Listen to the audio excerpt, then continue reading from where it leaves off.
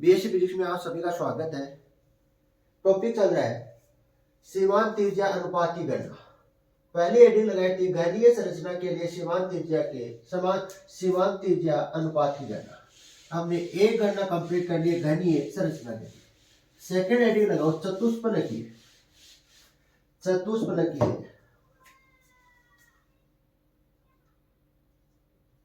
चतुष्फलकीय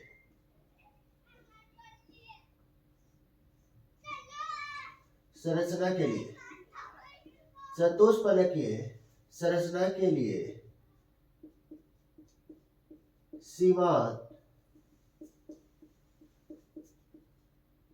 सीमांत त्रिज्या अनुपात की गणना।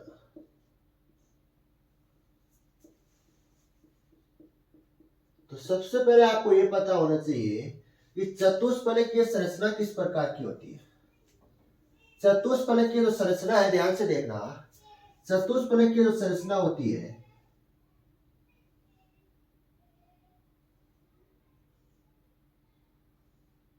वो इस प्रकार की होती है। इसमें ध्यान से देखना, यहां पर चतुष्फलकीय संरचना में धनायक कहाँ विद्यमान है? चतुष्फलकीय के केंद्र में विद्यमान है और कोने पर कौन विद्यमान है? कोने पर है ऋणायन विद्यमान। कौन विद्यमान है? ऋणायन विद्यमान है। तो कितने समन्वय संख्या हो जाएगी यहाँ पर? कितनी समन्वय संख्या हो जाएगी? समन्वय संख्या क्या होती है? धनायन के चारों तरफ, यदि धनायन कहाँ उपस्थित हो? केंद्र में उपस्थित हो तो धनायन के चारों तरफ ऋणायनों की संख्या को क्या बोलते हैं? समन्वय संख्या बोलते हैं। तो 4 क्या होगी? समन्वय संख्या होगी। तो इसको हम किस में बनाना चाहते हैं? इस डायग्राम को हम किस में बनाना चाहते हैं? गणितीय में बनाना चाहते हैं। किस में बना लेते हैं? गणितीय में बना लेते हैं। तो आपको ये डायग्राम नहीं बनाना है, इस डायग्राम को हम किस में बनाएंगे? गणितीय संरचना में बनाएंगे। तो ध्यान से देखना किस प्रकार से बनाते हैं,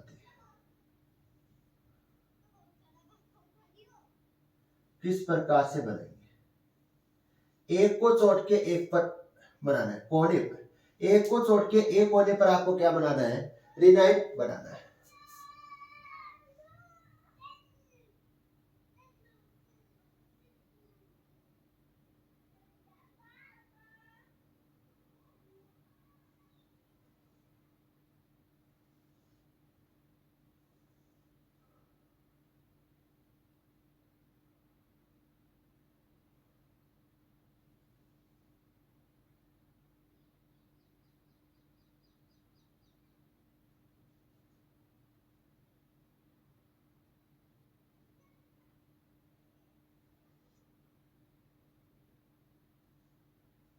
यहां पर ऋणायन है और यहां पर क्या ऋणायन है?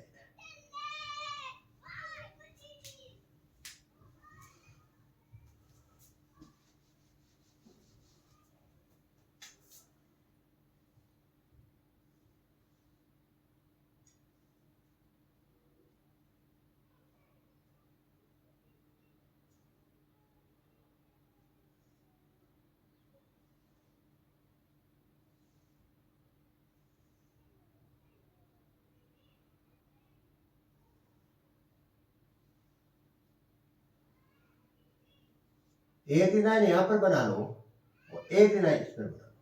एक ऋणायन आप यहां पर बना लो और एक ऋणायन क्या बना लो? यहां पर बना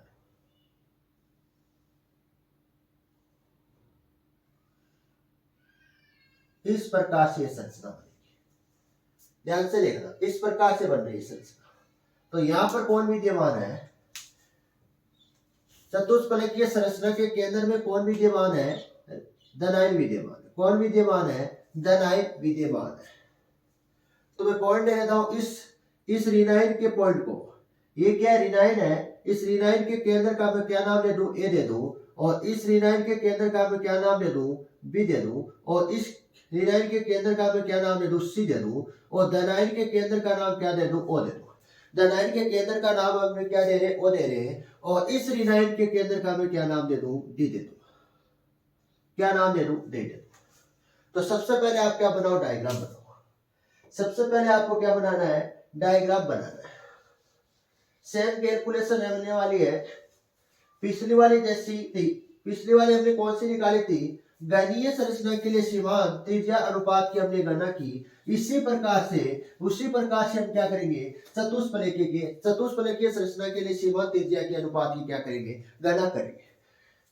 तो थ्योरी आपको वही लिखनी है, उसी प्रकार से लिखनी है। चतुष्फलकीय संरचना के केंद्र पर चतुष्फलकीय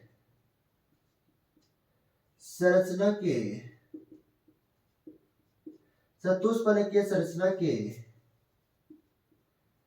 केंद्र पर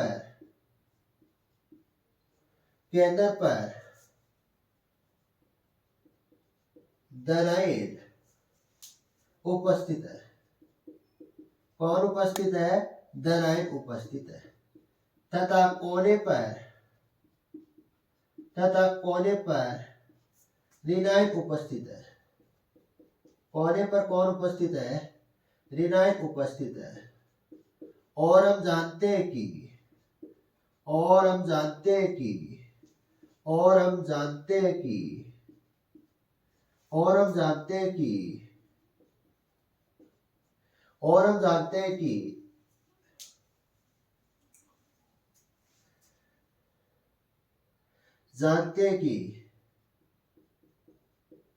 दनाइन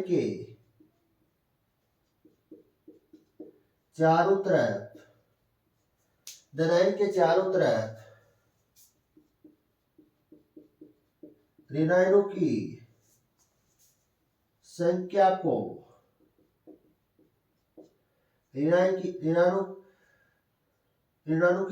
क्या बोलते हैं, ऋणायन की संख्या को क्या बोलते हैं, ऋणायन की संख्या को समन्वय संख्या बोलते हैं। क्या बोलते हैं, समन्वय संख्या कहते हैं।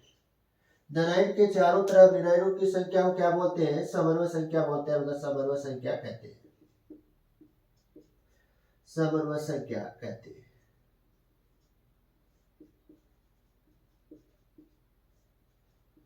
अतः चतुष्फलकीय संरचना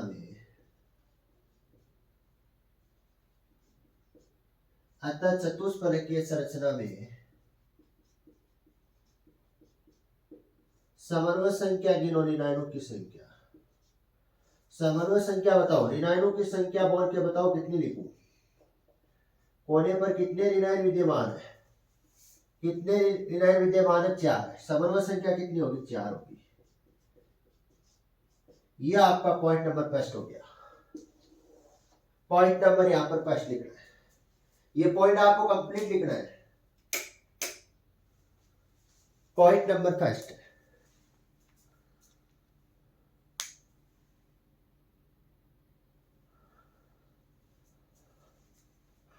पॉइंट नंबर इसी प्रकार से सेकेंड,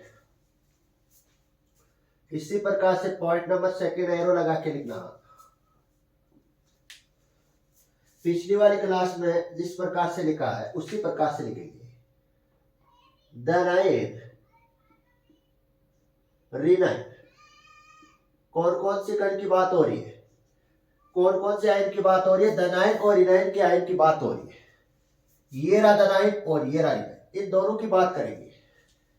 और दनाइन और ऋणायन के केंद्र को मिला रहे, ध्यान से देखना, दनाइन और ऋणायन को केंद्र को मिला रहे, ध्यान से देखना। ऋणायन के केंद्र और दनाइन को केंद्र को मैं मिला रहा हूं, ये आपको ध्यान में रखना है। ये दोनों किसमें है, संपर्क में। ये दोनों आयन कैसे है, संपर्क में। ये सभी के क्या है, संपर्क में। इन चारों आयनों के क्या है, ये जो आयन है संपर्क में। संपर्क का मतलब टच में। अब बात किसकी हो रही है, दनाइन और ऋणायन तथा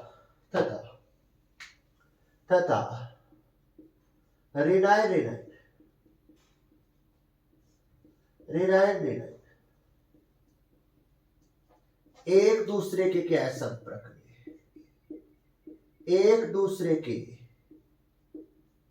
संपर्क में, एक दूसरे के क्या है, संपर्क में है। एक दूसरे के क्या संपर्क में होते हैं। संपर्क का मतलब टच होना, जैसे ध्यान से देखना। ये तो क्या ऋणायन है, ये हमने क्या बना दिया, ऋणायन। इसका भी क्या पॉइंट है, तो इस ऋणायन का क्या केंद्र का क्या नाम दे रहे हैं, यहाँ पर ए दे रहे हैं। जो ये रिनाइन है, इस रिनाइन का केंद्र का क्या नाम है, ए है। और ये दनाइन है, दनाइन और रिनाइन क्या संपर्क में, मतलब टच में है। तो इस प्रकार से ये दोनों जो आयन है वो इस प्रकार से दूर दूर दूर दूर नहीं है, दूर दूर तो आपको एक डायग्राम सही बनाने के लिए इनको मैंने क्या कर दिया, दूर दूर बनाया। तो यहाँ ये जो केंद्र है, ये रिनाइन दनाइन का केंद्र है। दनाइन के केंद्र को हमने क्या नाम दिया, ओ नाम दिया। दनाइन के केंद्र को हमने क्या नाम दिया, ओ नाम दिया।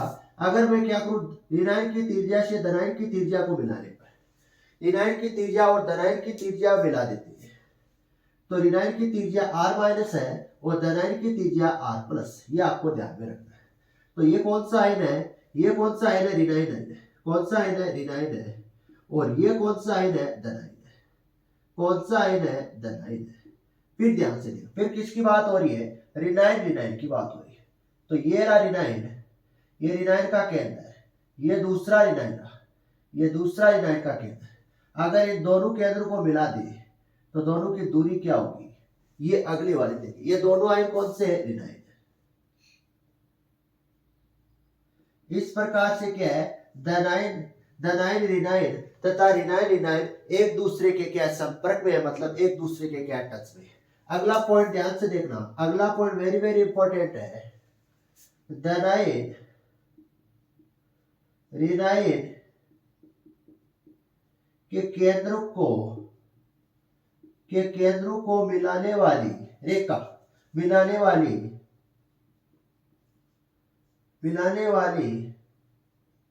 भुजा का मान, दनाइन व रिनाइन के केंद्रों को मिलाने वाली भुजा का मान कितना है। ये रहा रिनाइन का केंद्र और ये रहा दनाइन का केंद्र। दोनों केंद्रों को मिला दे, मतलब ओपी का मान कितना हो जाएगी, ओ ए भुजा हो जाएगी। कौन सी भुजा होगी, ओ ए भुजा होगी। मान कितना आएगा, दनाइन की त्रिज्या प्लस रिनाइन की त्रिज्या के बराबर होगी। दोनों केंद्रों की, जो दनाइन और रिनाइन के दोनों केंद्रों को मिलाने पर दनाइन की त्रिज्या और रिनाइन की त्रिज्या के बराबर होगी भुजा होगी। मान दनाइन रिनाइन के केंद्रों को मिलाने वाली भुजा का मान ओ ए बराबर R A plus R minus है, तथा रिनाइन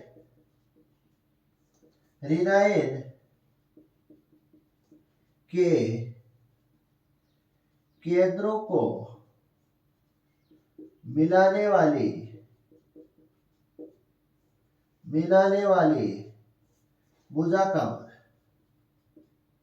भुजा का मान क्या होगा।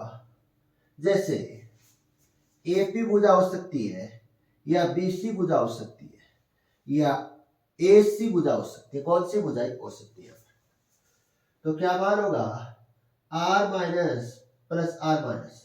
दोनों रिनाइनों की त्रिज्या के बराबर होगी। क्या होगी, दो रिनाइनों के केंद्रों को मिलाने वाली जो भुजा का मान है वो दोनों रिनाइनों की त्रिज्या के बराबर होगी। दोनों त्रिज्या के योग के बराबर होगी भुजा। तो 2r माइनस होगी, 2r माइनस। ये आपको पॉइंट में ध्यान में रखना है। पिछली वाली क्लास में ये दोनों बिंदु क्या है, सेम है। पिछली वाली क्लास में दोनों बिंदु क्या है, सेम है। अब तीसरा बिंदु आएगा, पॉइंट नंबर 4। 3 बिंदु मैंने लिखा दिया है। ये 2 बिंदु क्या एकदम सेम है और तीसरा बिंदु भी क्या है, एकदम सेम रहेगा।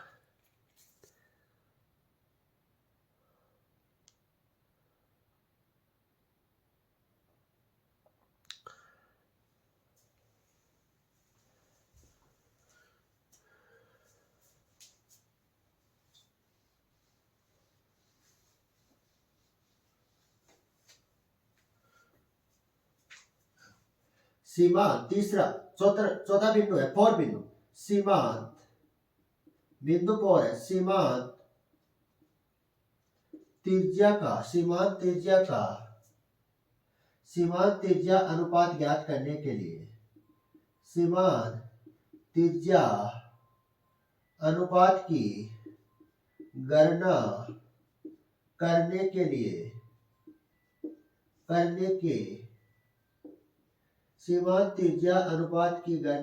के लिए दनाइन के केंद्र से दनाइन के केंद्र से दनाइन के केंद्र से एक दनाइन के केंद्र से एपी भुजा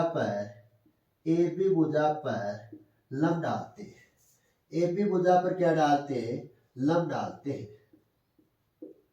तो दनाइन का जो केंद्र है, यही डायग्राम में आपको लंब डालना है।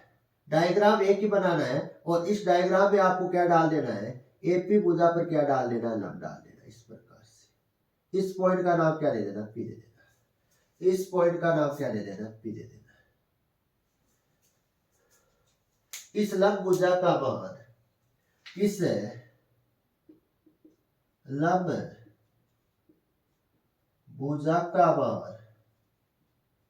भुजा का मान रेनाइन की त्रिज्या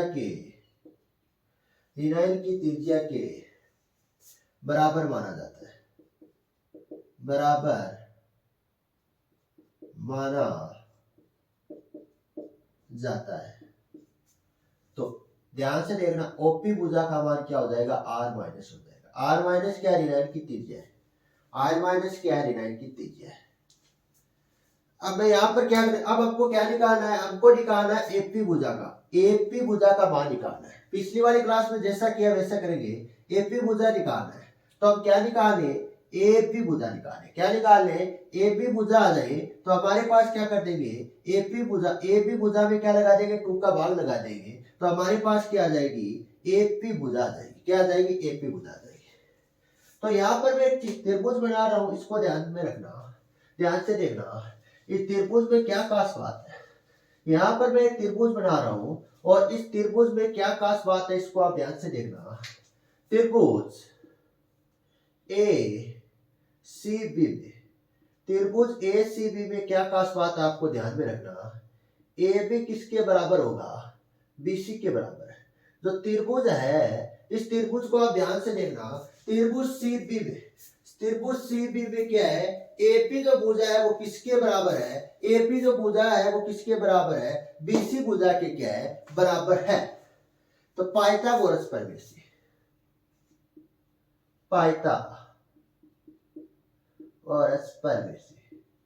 पाइथागोरस प्रमेय AC का स्क्वायर बराबर AB का स्क्वायर प्लस BC का स्क्वायर। BC के स्थान पर हम क्या रख सकते हैं? BC के स्थान पर हम क्या रख सकते हैं? AB रख सकते हैं। तो AC का स्क्वायर बराबर AB का स्क्वायर प्लस AB का स्क्वायर। BC के स्थान पर क्या रख सकते हैं? AB रख सकते हैं, क्योंकि AB और BC भुजा क्या एक समान है। तो AC स्क्वायर 2AB का 2AB स्क्वायर।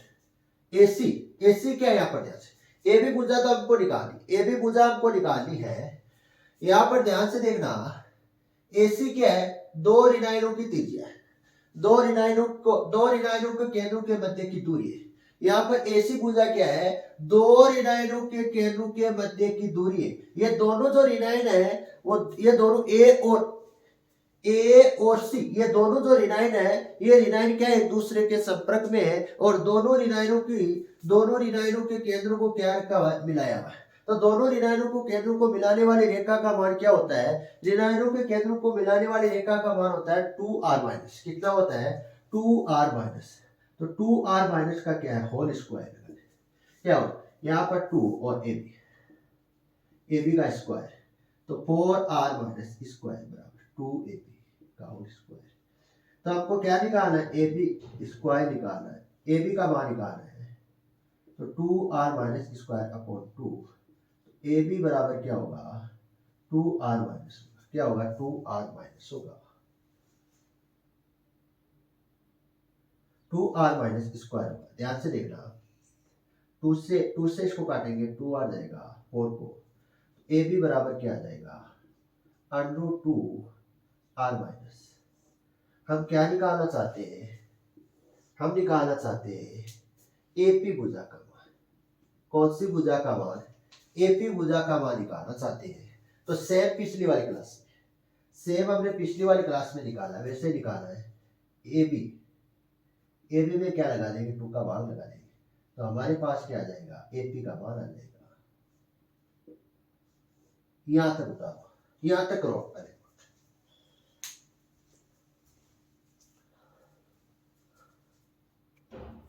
यहां तक आपको कोई प्रॉब्लम नहीं आनी चाहिए, एक एक पॉइंट आपको ध्यान से समझाया जा रहा है यहाँ पर।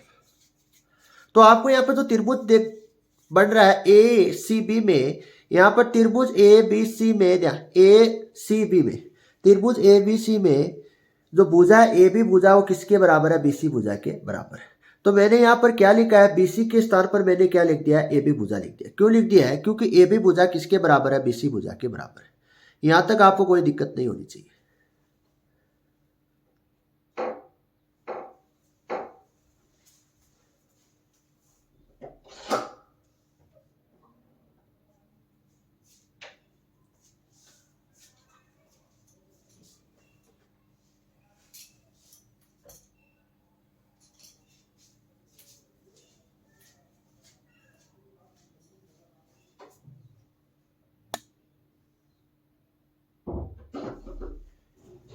यहां तक उतारो। इसके बाद आपको त्रिभुज नजर आ रहा है, त्रिभुज आ रहा है ए ओ पी। कौन सा त्रिभुज, पूर्ण त्रिभुज, ध्यान से देखना, पूर्ण त्रिभुज ए ओ पी में, पूर्ण त्रिभुज ए ओ पी में। तो यहां से यहां पर आपको ध्यान में रखना है ओपी भुजा का मान, ओपी भुजा का मान कितना है, आर माइनस है। जो हमने लंब डाली है धनायन के केंद्र से ए बी भुजा पर जो लंब डाला है, इस लंब भुजा का मान किसके बराबर माना गया है, इस लंब भुजा का मान किसके बराबर माना गया है, ऋणायन की त्रिज्या के बराबर माना गया है। किसके बराबर माना गया है, ऋणायन की त्रिज्या के बराबर माना गया। ये आपको पॉइंट वेरी वेरी इंपॉर्टेंट है। ये तीनों में ये पॉइंट एक समान है, ये आपको ध्यान में रखना है।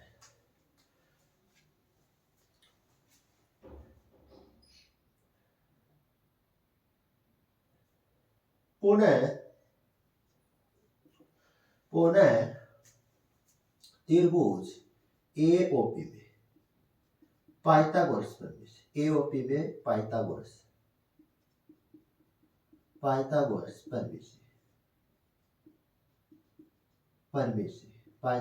प्रमेय, ध्यान से देखना, एओपी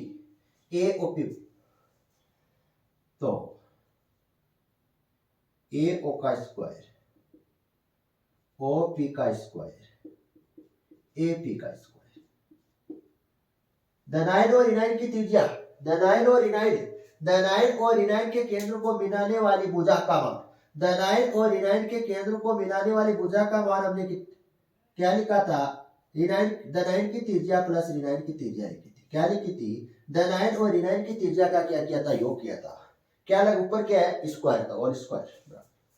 ओपी भुजा कौन सी है, ओपी भुजा कौन सी है, लंब भुजा है। लंब भुजा का मान किसके बराबर माना गया, ऋणायन की त्रिज्या के बराबर माना गया। एपी भुजा का मान √2 r माइनस अपॉन 2 का होल स्क्वायर। तो धनायन की त्रिज्या प्लस ऋणायन की त्रिज्या का होल स्क्वायर बराबर ऋणायन की त्रिज्या का होल स्क्वायर प्लस 2 ऋणायन की त्रिज्या का स्क्वायर अपॉन 4। क्या किया, वर्ग किया है। यहां पर क्या किया है, इसका वर्ग क्या होगा, √√ का वर्ग √√ हट जाएगा, और 2 का वर्ग क्या होगा, 4 होगा। तो यहां से 2 और 4 को क्या करेंगे, कैंसिल करेंगे।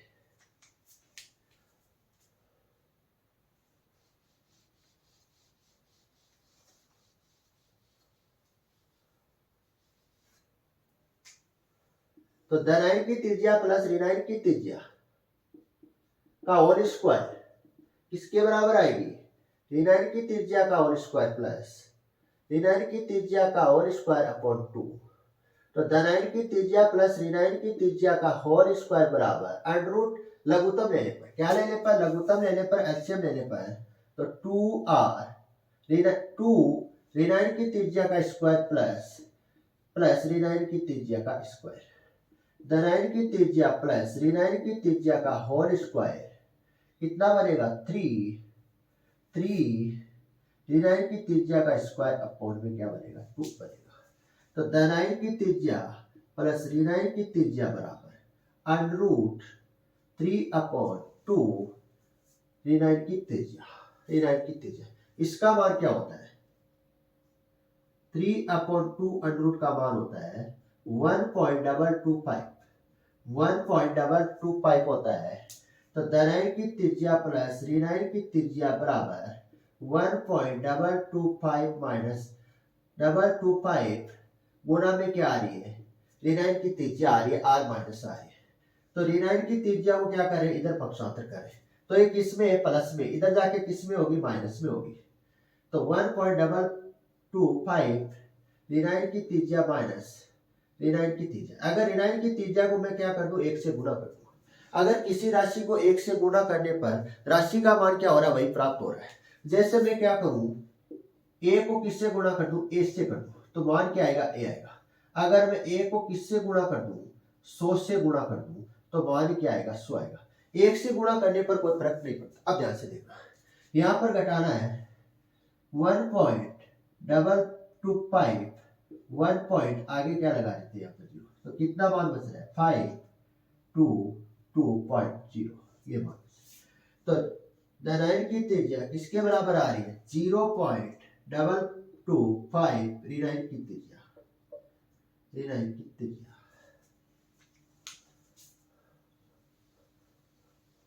यह आपकी सेकेंड संरचना के लिए सीमांत त्रिज्या अनुपात की कैलकुलेशन क्या हो गई कंप्लीट हो गई।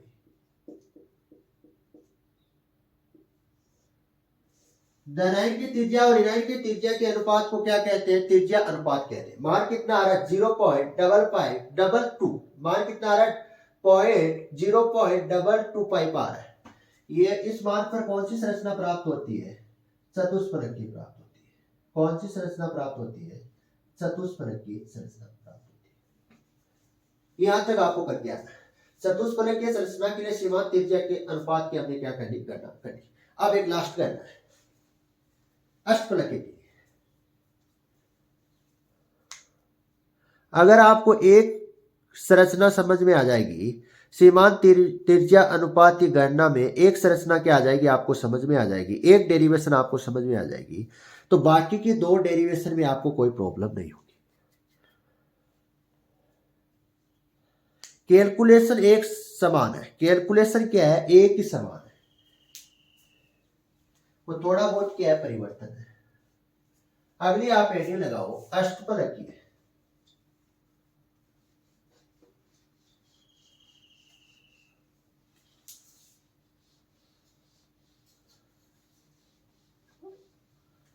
अष्टफलकीय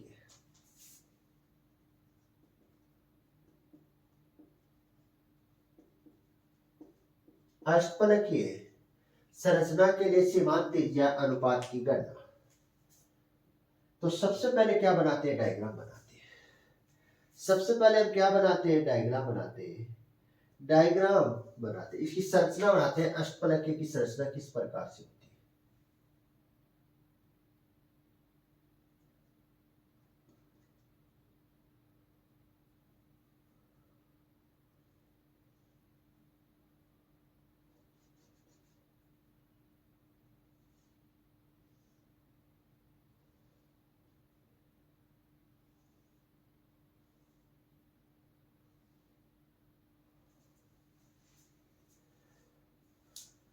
ये क्या है अष्टफलकीय संरचना का केंद्र है और केंद्र में कौन विद्यमान है केंद्र में विद्यमान है दनाइन और कोने पर कौन विद्यमान है रीनाइन विद्यमान है। कौन विद्यमान है रीनाइन विद्यमान है।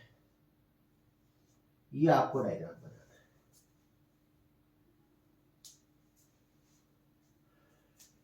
इसके दनाइन के केंद्र को हमने क्या नाम दिया ओ पॉइंट नाम दिया और इसको हम नाम दे रहे ए बी सी और डी और ई और एफ दे रहे। क्या नाम दे रहे ई और एफ। ये जो नाम दे रहे हैं ये दनाइन और रीनाइन की त्रिज्या केंद्र के नाम दे रहे हैं। किसके नाम दे रहे हैं दनाइन और रीनाइन के केंद्र के नाम। दनाइन के केंद्र को हमने क्या नाम दिया ओ पॉइंट नाम दिया और इस रीनाइन के केंद्र को हमने नाम क्या दिया ए पॉइंट नाम दिया और इस रीनाइन के केंद्र का हमने क्या नाम नाम दिया, बी नाम दिया, और इस रिनाइन के केंद्र का आपने क्या नाम दिया, एफ नाम दिया, और इस रिनाइन के केंद्र का आपने क्या नाम दिया, सी नाम दिया, और इस रिनाइन के केंद्र का आपने क्या नाम दिया है, क्या नाम दिया है, डी नाम दिया है, और इस रिनाइन के केंद्र का आपने क्या नाम दिया है, ई नाम दिया। अब ध्यान से देखा, धनायन और ऋणायन की, धनायन के केंद्र और ऋणायन को केंद्र को मैंने यहां पर मिला दिया। ये हमने हर संरचना में किया है। सभी संरचना में आपको क्या करना है, इस धनायन, इस ऋणायन और इस धनायन को आपको मिलाना है। इस ऋणायन के केंद्र को, इस ऋणायन के केंद्र को किससे मिला देना है, धनायन के केंद्र से मिला देना है। अब ध्यान से देखना, अष्टफलकीय संरचना की वही थ्योरी निकली है। अष्टफलकीय संरचना के केंद्र पर, संरचना के केंद्र पर धनायन उपस्थित है तथा कोने पर ऋणायन उपस्थित है। कोने पर कौन उपस्थित है, ऋणायन उपस्थित है, ऋणायन उपस्थित है। और हम जानते हैं कि, और हम जानते हैं कि, और हम जानते हैं कि धनायन के, धनायन के चारों तरफ, धनायन के चारों तरफ ऋणायनों की संख्या, धनायन के चारों तरफ ऋणायनों की संख्या को, ऋणायनों की संख्या को, ऋणायनों की संख्या को समन्वय संख्या कहते हैं, समन्वय संख्या कहते हैं।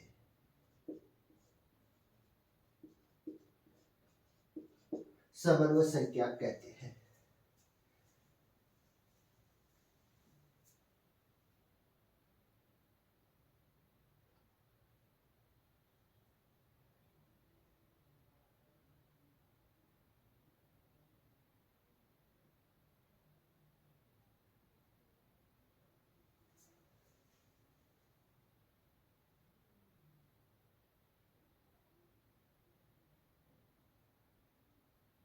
समन्वय संख्या कहते हैं।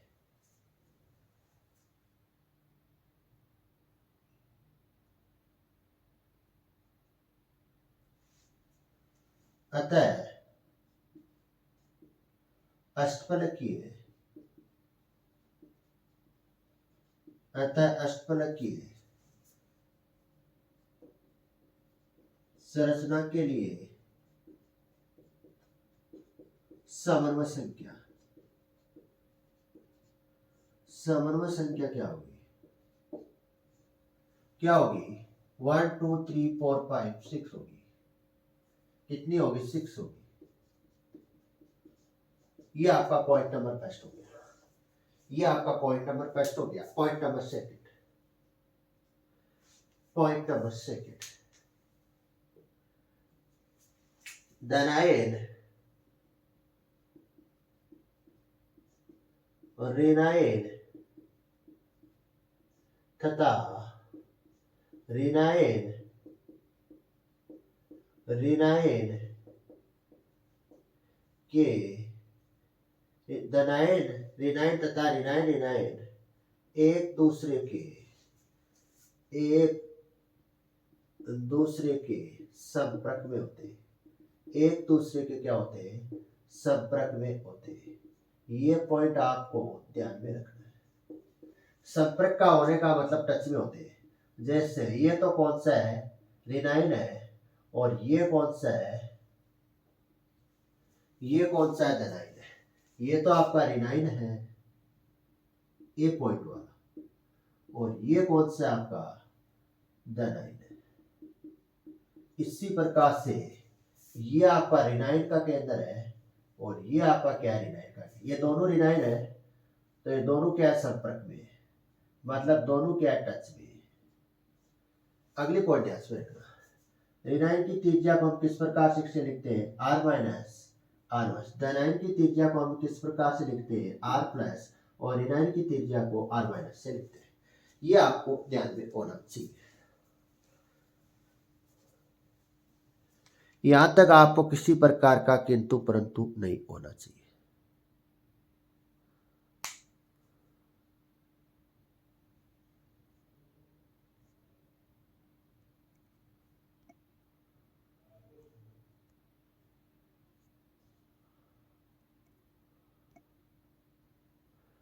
यहां तक आपको किसी प्रकार का किंतु परंतु नहीं होना चाहिए।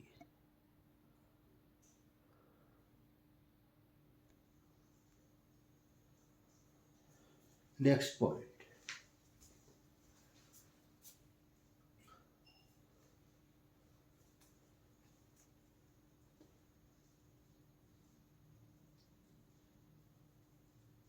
डेनाइन रेनाइन के डेनाइन डेनाइन रेनाइन के केंद्रों को मिलाने वाली भुजा का मान कितना होगा, डेनाइन की त्रिज्या प्लस रेनाइन की त्रिज्या के बराबर होगा। मिलाने वाली जो भुजा है, डेनाइन और रेनाइन के केंद्रों को मिलाने वाली जो भुजा का मान है वो किसके बराबर होगा, डेनाइन की त्रिज्या प्लस रेनाइन की त्रिज्या के क्या होगा, बराबर होगा। ध्यान से देखना, ये तो क्या डेनाइन की त्रिज्या है और ये क्या रेनाइन की त्रिज्या है। दोनों को हमने क्या किया, मिलाया, दोनों केंद्रों को मिलाए। दोनों केंद्रों को मिलाने पर किसके बराबर हो जाएगी, डेनाइन की त्रिज्या प्लस रेनाइन की त्रिज्या के बराबर तथा रेनाइन के केंद्रों को मिलाने पर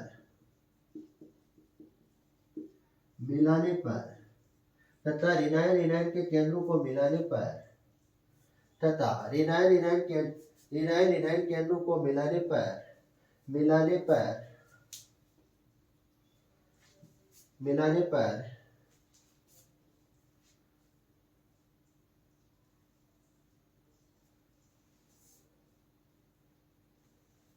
मिलाने वाली भुजा का मान, मिलाने वाली भुजा का मान क्या होगा, भुजा का मान रेनाइन की त्रिज्या प्लस रेनाइन की त्रिज्या के बराबर होगा। रेनाइन और रेनाइन के केंद्र को क्या मिला रहे, दो रेनाइन के केंद्रों को मिलाने पर मान कितना आएगा, दोनों रेनाइनों की त्रिज्या के बराबर आएगा।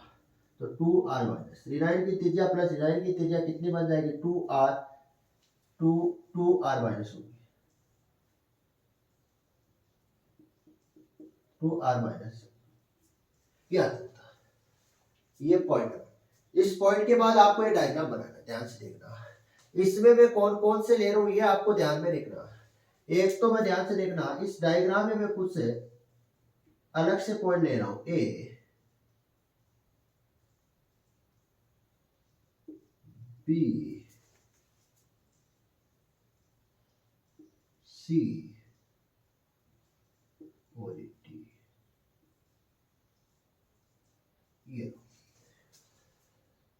ये भुजा है और ये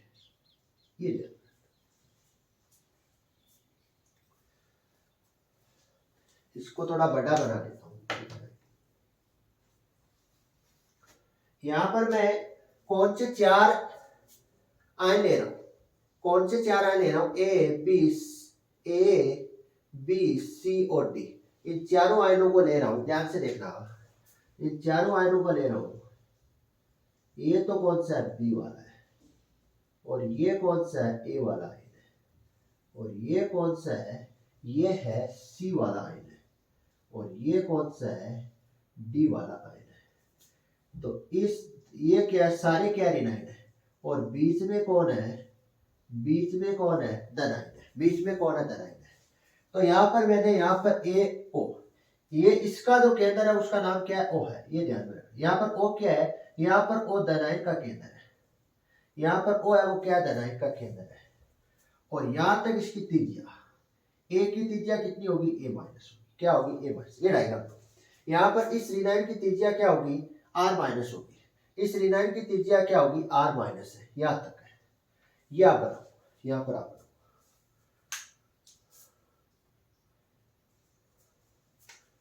और ये कौन सी भुजा है, ए बी भुजा है, ध्यान से देखना, ए डी भुजा है, ए डी भुजा है, ए डी भुजा है, इसको आप ध्यान रखना।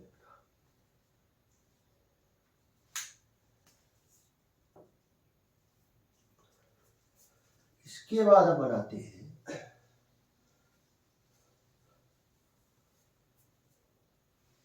ये डायग्राम बनाना आपको सीमांत त्रिज्या का अनुपात ज्ञात करने के लिए। अगला पॉइंट आपको लिखना है, सीमांत त्रिज्या अनुपात की गणना करने के लिए सीमांत त्रिज्या अनुपात की गणना करने के सीमांत त्रिज्या अनुपात की गणना करने के लिए दनाइन के केंद्र से केंद्र का मतलब ओ बिंदु से कौन सी भुजा पर, एडी भुजा पर लंब डालते हैं। एडी भुजा पर क्या डालते हैं, लंब डालते। एडी भुजा पर क्या डालते हैं, लंब डालते। एडी भुजा पर क्या डालते हैं, लंब डालते। ये हमने लंब डाल दिया। इस बिंदु का क्या नाम देना है आपको, ओ देना है। इस बिंदु का आपको क्या नाम देना है, ओ देना है। तो इस लंब भुजा, ओपी भुजा, जो इस लंब भुजा का मान किसके बराबर होगा, इस लंब भुजा का मान किसके बराबर होगा, इस लंब भुजा कौन सी है, ओपी का मान रीनाइन के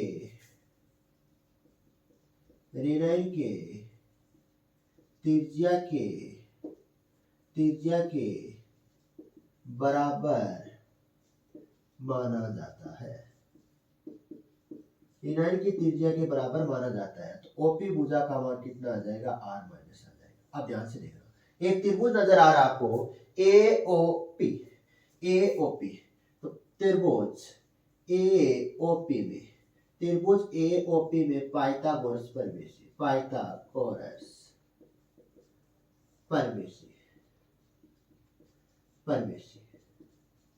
त्रिभुज एओपी में पाइथागोरस परमेशी।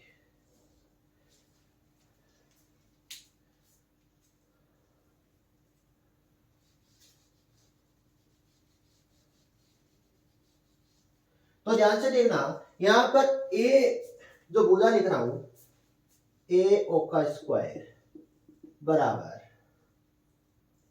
ओपी का स्क्वायर प्लस एपी का स्क्वायर।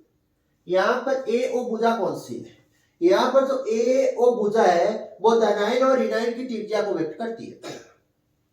धनाइन और ऋणाइन के केंद्र को मिलाने वाली भुजा को व्यक्त करती है।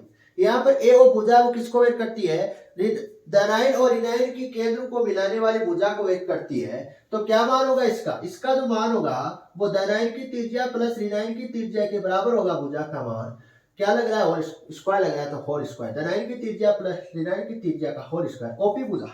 ओपी भुजा के यहाँ पर लंब भुजा है। लंब भुजा किसके बराबर मानी जाती है, ऋणाइन की त्रिज्या के बराबर माना जाता है।